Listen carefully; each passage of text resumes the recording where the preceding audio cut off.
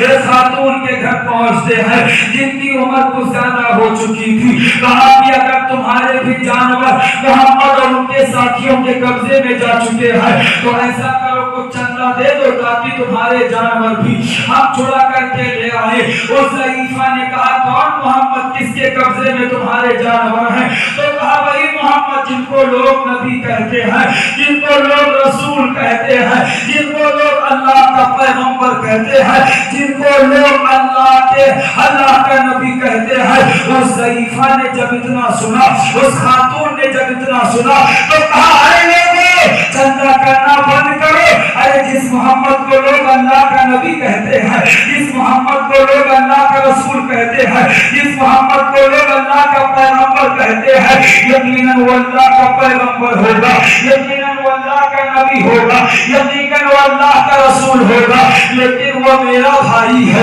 اس کو میں نے اپنی گود میں کھلایا ہے, اس کو میں نے اپنی گود میں لے کر کے کبھی گھر کے آنگن میں کھلایا ہے, کبھی گھر سے باہر کھلایا ہے.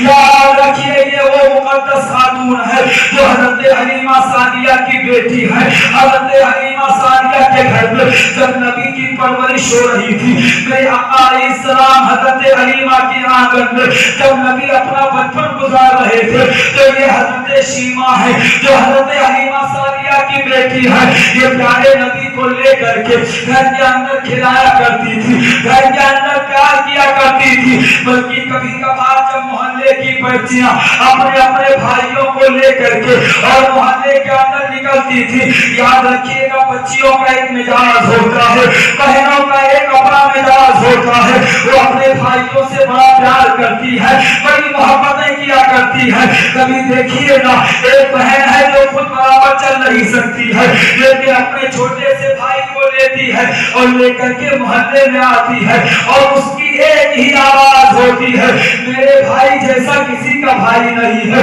میرے پیر جیسا کسی کا پیر نہیں ہے, میرے اس بھائی جیسے بہتر کسی کا بھائی نہیں ہے. تو جب حضرت حلیمہ سعدیہ کے گاؤں میں بچیاں اپنے اپنے بھائیوں کو لے کر کے جب باہر نکلتی تھی, میری اپنے بھائی کی تعریف کر رہی ہوتی, میری اپنے بھائی کی تعریف کر رہی ہوتی, میری اپنے بھائی کی تعریف کر رہی ہوتی, تو حضرت حلیمہ کی وہ بیٹی حضرت شیمہ پیارے نبی کو لے کر کے آتی اور کہتی او میری بہنوں تمہارا بھائی جو ہوگا وہ ہوگا, تمہارا بھائی جو اچھا ہوگا ہوگا, لیکن میرے بھائی کی طرح کسی کا بھائی نہیں ہے, میرے ویر کی طرح کسی کا ویر نہیں ہے.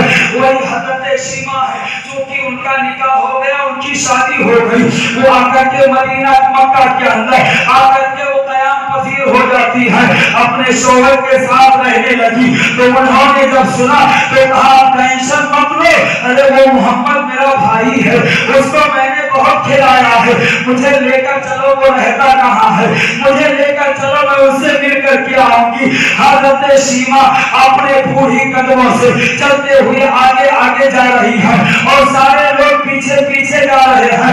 اتنے میں اس جگہ پہنچتے ہیں جہاں نبی نے خیمہ لگا رکھا تھا, صحابہ نے خیمہ لگا رکھا تھا. حضرت عمر جیسے صحابی ہے, صدیق اکبر موجود ہے, عثمان غنی موجود ہے, مولا علی موجود ہے. صحابہ نے دیکھا ایک خاتون ہے اور اس کے پیچھے کفار مکہ ہے. صحابہ نے کہا او بوڑھی وہیں پر ٹھہر جا, آگے کوئے مصطفیٰ ہے, آگے مصطفیٰ کی گلی ہے, آگے مصطفیٰ کا قیام گاہ ہے, اور بے اجازت جن کے گھر جبریل بھی جاتے نہیں, قدر والے جانتے ہیں قدر و شان.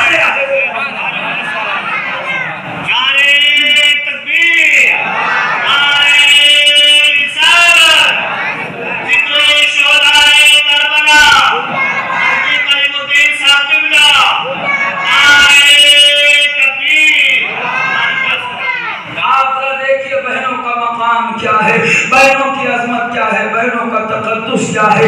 آج ہمارے سماج کے اندر تو بہنوں کی بڑی ناقدری کی جا رہی ہے.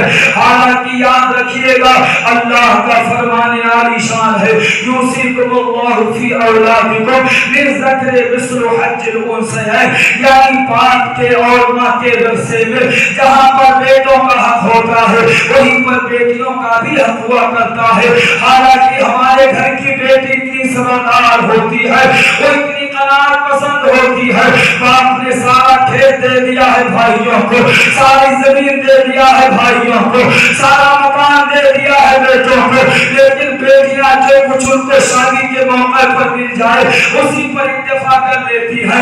वो कभी भाई से लड़ती नहीं है, भाइयों से झगड़ती नहीं है, बस सिर्फ वो प्यार की भूखी होती है, मोहब्बतों की भूखी होती है। लेकिन बहुत कम नसीब भाई ऐसे हैं जो अपने बहनों को उतना भी प्यार नहीं दे पाते हैं। हज़रत शीमा ने से सहाबा ने कहा कि अरे बूढ़ी तो आगे मत जा, चूंकि आगे नबी का क़याम गाह है, नबी की आराम गाह है, वहाँ पे इजाजत जिब्राइल भी नहीं जाते हैं। हज़रत शीमा ने कहा अरे वो जो नहीं जाते हैं वो मेरा भाई है, मुझे जाने दो, वो मेरा वीर है, मुझे जाने दो। हज़रत शीमा रज़ियल्लाहु ताला अन्हा पहुंचती है नबी के आराम गाह पर। जब अल्लाह के नबी ने देखा, प्यारे नबी झूम करके खड़े हो गए, कहा अहलन व सहलन मरहबा, मेरी बहन आई है। अल्लाहु अकबर कबीरा।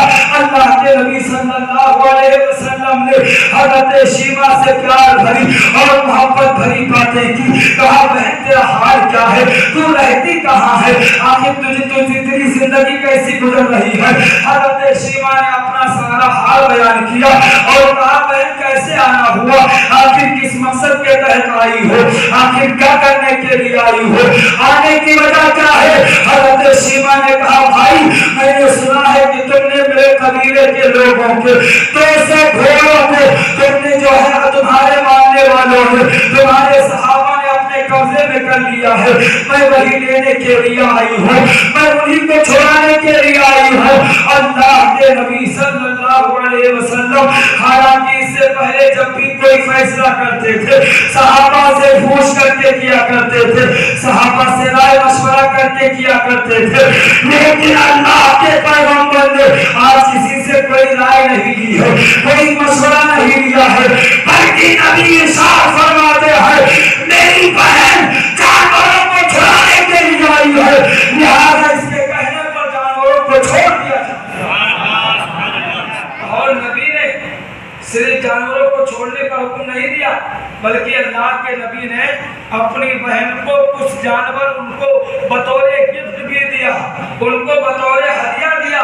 तब अल्लाह के नबी सल्लल्लाहु अलैहि वसल्लम ने गोया कि एक पैगाम दिया कि है मेरे मानने वालों, जब बहनें तुम्हारे घर आया करें तो उन्हें खाली हाथ मत जाने दिया करो, बल्कि उनके हाथों में कुछ रख दिया करो, उनकी तकलीफ का, उनके आराम के बारे में पूछ लिया करो। बहरहाल बात बड़ी लंबी हो गई। हज़रत सैयदना उमर इब्न खत्ताब रज़ियल्लाहु ताला अन्हु की बहन आती है और कहने लगी ओ उमर तू अपनी बहन को क्या बेवा कर डालेगा, क्या अपनी बहन का सुहाना गुजार डालेगा, अरे इनको छोड़ दे। इतना कहने के बाद हज़रत सैयदना उमर अपनी बहन पर टूट पड़ते हैं, जोरदार तमाचा मारते हैं, वो सिर्फ नाजुक वो एक औरत साथ थी जमीन पर गिर जाती है। हज़रत उमर ने उनको और जोरदार तमाचा मारा, उनके मुंह से खून गिरने लगा। अल्लाह अकबर कबीरा। हज़रत उमर कहते हैं बहन तू मज़हब इस्लाम को छोड़ दे, नबी का कलमा छोड़ दे, नबी का दीन छोड़ दे। लेकिन हज़रत उमर की बहन ने कहा ए उमर जिस खत्ताब का तू बेटा है, जिस माँ का तूने दूध पिया है उसी माँ का दूध मैंने भी पिया है, जिस बाप का तू बेटा है उसी की मैं भी बेटी हूँ।